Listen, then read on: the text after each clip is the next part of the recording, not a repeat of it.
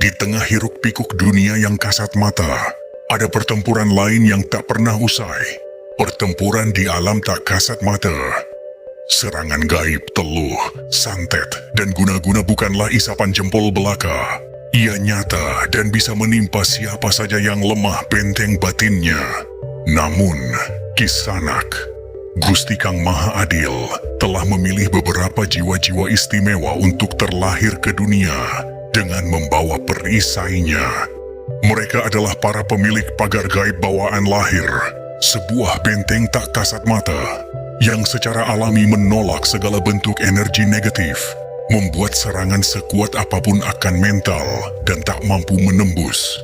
Mereka adalah para titisan Linuih yang tak selalu menyadari kekuatan besar yang terpendam di dalam dirinya. Siapa sajakah mereka? Dalam wejangan kali ini, atas izin Yang Maha Kuasa, kita akan membuka kitab Primbon kuno untuk mengungkap tuntas 7 weton yang dianugerahi benteng gaib paling kuat sejak mereka pertama kali menghirup nafas di dunia. Rahayu, Rahayu Sagung Dumadi. Assalamualaikum warahmatullahi wabarakatuh. Selamat datang kembali di Kasepuhan Luhur Raja Mantra, tempat kita menimba ilmu dari sumur terdalam kearifan leluhur. Bagi sedulurku yang jiwanya terpanggil untuk berada di sini, janganlah ragu untuk subscribe dan getarkan loncengnya, agar kita senantiasa terhubung dalam satu frekuensi spiritual. Semoga sedulur semua hidupnya dijauhkan dari segala mara bahaya, dilancarkan usahanya, dan diberkahi keselamatannya. Amin.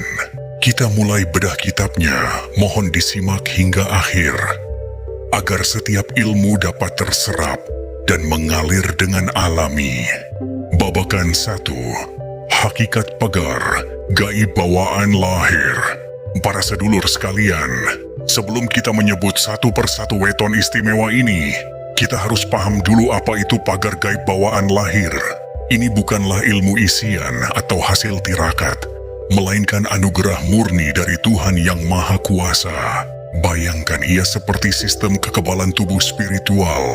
Saat virus atau penyakit fisik datang, tubuh yang sehat akan melawannya secara otomatis. Begitu pula pagar gaib ini. Ketika energi negatif seperti sihir, santet, atau gangguan makhluk halus menyerang, perisai gaib dalam diri mereka akan aktif dan menolaknya secara otomatis. Kekuatan ini berasal dari penyatuan cakra-cakra langit dan bumi yang sempurna pada saat mereka dilahirkan, menciptakan sebuah harmoni energi yang sangat kuat. Mereka adalah pasak-pasak spiritual di lingkungan mereka, penyeimbang energi alam tanpa mereka sadari. Namun, anugerah ini juga sebuah amanah, sebuah tanggung jawab besar. Mari kita mulai bedah satu persatu siapa saja 7 weton pilihan ini.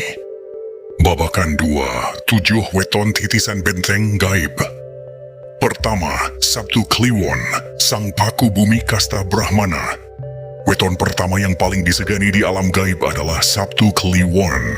Dengan Neptu Agung berjumlah 17, ia adalah pertemuan antara hari Sabtu pemegang cakra mahkota bumi dan pasaran Kliwon pemegang cakra mahkota langit. Mahkota langit dan mahkota bumi bersatu dalam satu jiwa. Ini melahirkan wahyu spiritual Paku Bumi. Artinya, mereka adalah paku atau pasak spiritual bagi lingkungannya. Kehadiran mereka membawa kestabilan dan ketenangan. Energinya begitu kuat sehingga ia digolongkan dalam kasta Brahmana, kasta spiritual tertinggi dalam tatanan Jawa kuno. Seringkali, pemilik weton ini tidak menyadari kekuatannya sampai ia menemukan jati dirinya. Perisai gaibnya adalah yang paling kokoh dan sulit ditembus. Kedua, Jumat Kliwon, Sang Penjelajah Dua Alam. Jumat Kliwon dengan Neptu 14 adalah pemegang segel cakra ajna bumi yang bertemu dengan cakra mahkota langit. Cakra ajna adalah mata batin di atas intuisi, sementara cakra mahkota adalah gerbang spiritual.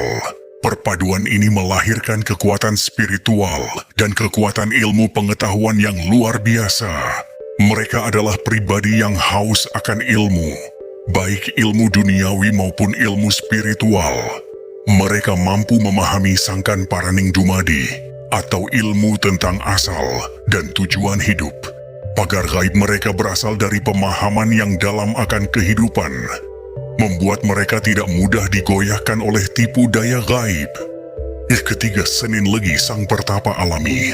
Jangan remehkan weton Senin Legi yang Neptunya terbilang kecil, yaitu 9. Mereka adalah pertemuan antara cakra intim bumi dan cakra intim langit yang disimbolkan dengan elemen kayu. Kayu, meski tampak diam, ia terus tumbuh ke atas, menembus batas. Energi ini membuat mereka kuat dalam laku tirakat, betah begadang untuk olah batin, dan punya tanggung jawab besar.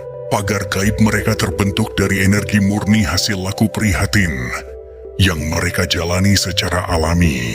Mereka mungkin tidak tampak sakti, tapi jangan coba-coba mengusik ketenangan batin mereka. 4. Rabu Kliwon, sang pembawa cinta kasih universal. Dengan Neptu 15, Rabu Kliwon adalah pertemuan cakra jantung bumi dengan cakra mahkota langit. Jantung adalah pusat cinta kasih dan welas asih. Mahkota adalah pusat spiritualitas. Perpaduan keduanya melahirkan kekuatan gaib yang luar biasa, yaitu kekuatan spiritual dan kekuatan cinta kasih. Kehadiran mereka selalu membawa harapan dan kedamaian. Pagar gaib mereka bukanlah perisai yang keras, melainkan aura cinta kasih yang begitu kuat, sehingga energi negatif yang datang akan luluh dan netral dengan sendirinya. Niat jahat akan sirna saat berhadapan dengan welas asih mereka. 5. Rabu Pahing, sang pengendali api batin. Rabu Pahing dengan Neptu 16 yang besar adalah pemegang cakra jantung yang bertemu dengan kekuatan elemen api. Ini adalah kombinasi yang dahsyat. Di dalam diri mereka tersimpan kekuatan spiritual yang sangat besar. Namun seringkali mereka tidak menyadarinya.